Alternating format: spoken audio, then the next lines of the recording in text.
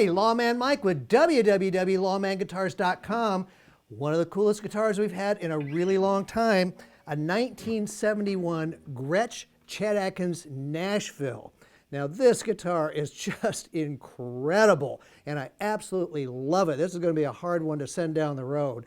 This guitar was owned by a professional who played it professionally with his band, and he took very good care of it. And when he first got it, he said the frets were gone. I mean, you can tell from playing this thing, the neck is just, oh, it's had tons of hours on it. So he had it refretted. They had to heat press the neck a little bit because the neck angle was getting just a little bit funny. He was telling me that he was happy that they did not have to reset the neck. So that was good, and it certainly does not need it. But the other thing that I was really happy that they did was they stabilized the binding. Now you can see on here that the binding, these blonde bindings, they deteriorate. You can see a piece right here where your arm sits on it. They deteriorate on Gretsches for some reason. I don't know why, but on Gretsches they have what's called binding rot, okay? A terrible term, but that's what it is, and it starts to rot off your guitar.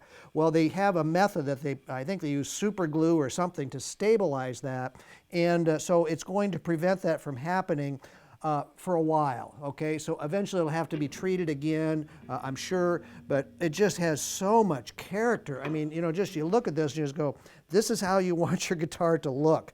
Of course, the fake F-holes, the Gretsch branded Bixby on here, gold hardware, and what can you say enough about the Filtertrons that Gretsch used back in the day? These are their best pickups. I love these pickups. They always sound fantastic.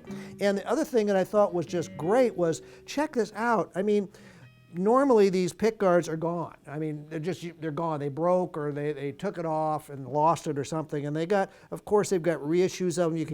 You have the original pick guard on here. You got the original knobs. You got the original strap buttons. You got the original tuners on here.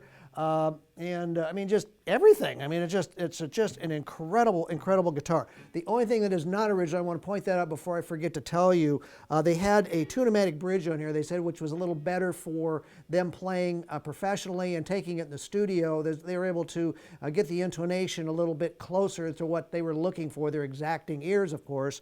This is the original bridge top that I had to put a new bass on. The bass had cracked.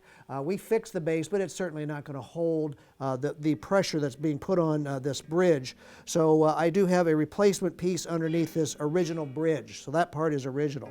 But man, I'll tell you what, these guitars, ooh, they are... I forgot how this Bixby is just so sensitive.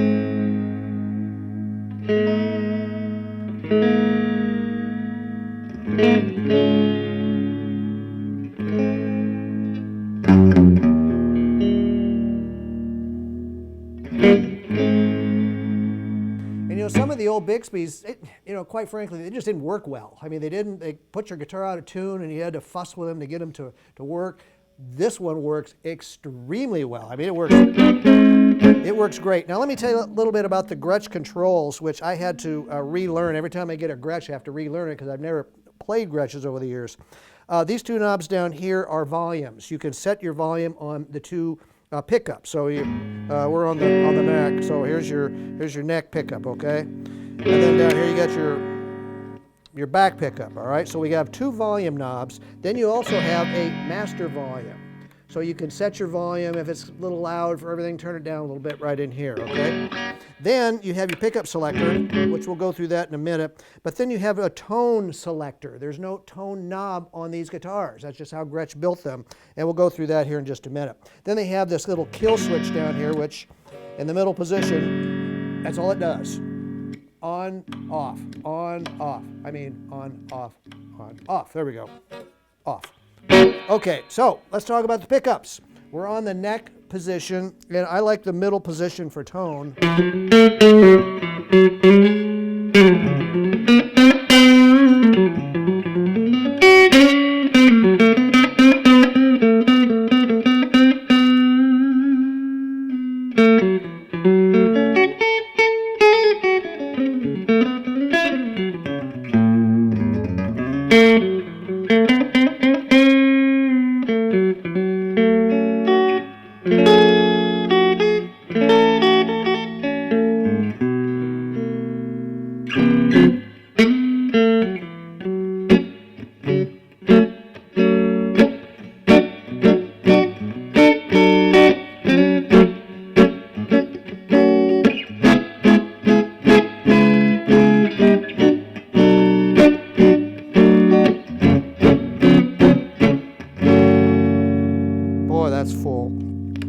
here's another one of the tone settings on that pickup.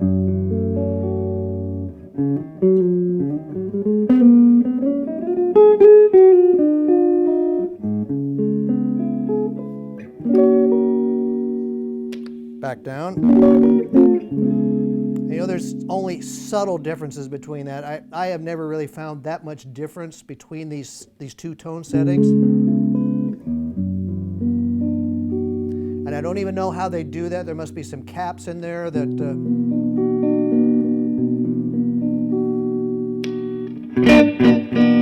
I typically play with it right there. So let's put the two pickups together.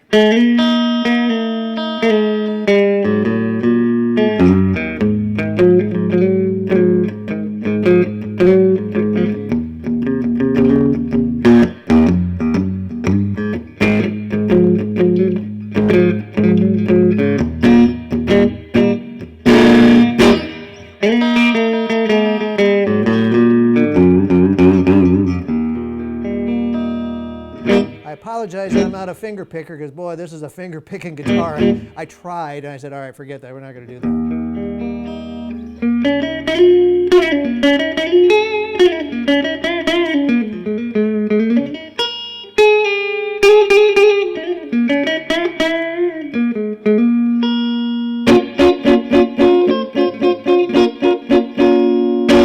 You know, I'm looking down here and I see some evidence of some glue in here where the neck is suspended over the body. So they must have stabilized that. It must have been part of the neck press that they did. So I can see that right in there. I want to point that out.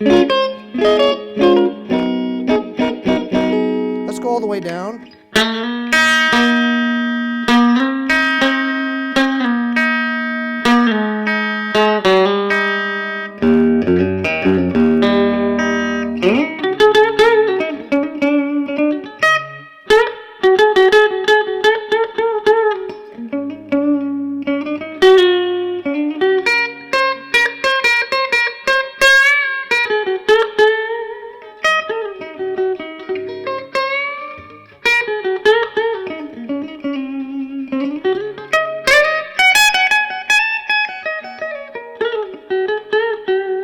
Boy, that's a fast neck.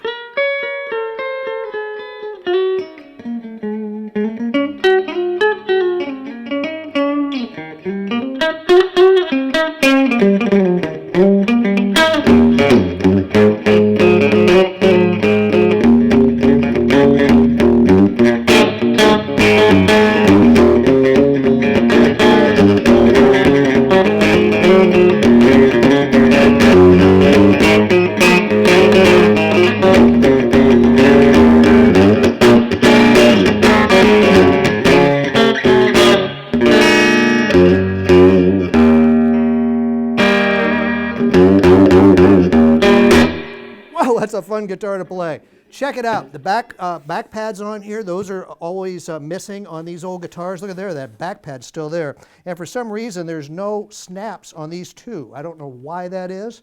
They were never on there. It's not like they're missing. They didn't install them, okay? So all the others work just fine. Check out those tuners. Those are really cool tuners. I don't know who makes those tuners, but what a neat guitar. Now, that's really, really cool. But you know what?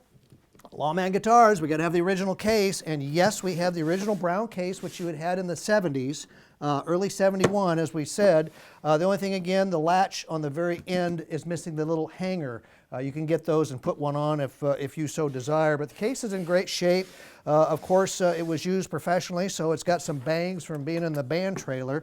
But, you know, really nice. I mean, I cleaned it up a little bit on the inside. The real dark burgundy Gretsch plush in here is still very, very nice. The accessory box is still here. Here's the bridge pieces I was telling you about that we kept with the guitar. We don't want to lose those original parts. But you know, your back restraint strap is still on it. All your hinge are still covered with material. This is really a beautiful, beautiful case for that fine, fine guitar. It's a 1971 Gretsch Chet Atkins Nashville model. And you know all the guys that play those guitars. I mean, I included a picture of even John Lennon with one. A lot of people said, I didn't know John Lennon played one of those. Well, yes, he did, and I got a picture to prove it. So look at my site and you can see that picture. But check it and all of the really cool guitars. We got just a bunch of really neat guitars right now at www.lawmanguitars.com. And while you're there, you're sitting here on the YouTube watching me, hit that subscribe button and you'll see 5 of these every month. And we do these every single month, and I find my 5 coolest guitars that we haven't demoed yet, and I bring them over here, and Steve and I sit down and we record them. It's a blast. I appreciate you watching these. If you didn't, I'd stop doing it, but you keep telling me, keep doing it, so we're going to keep on doing it. So check them all out at www.lawmanguitars.com, and thanks for watching my video.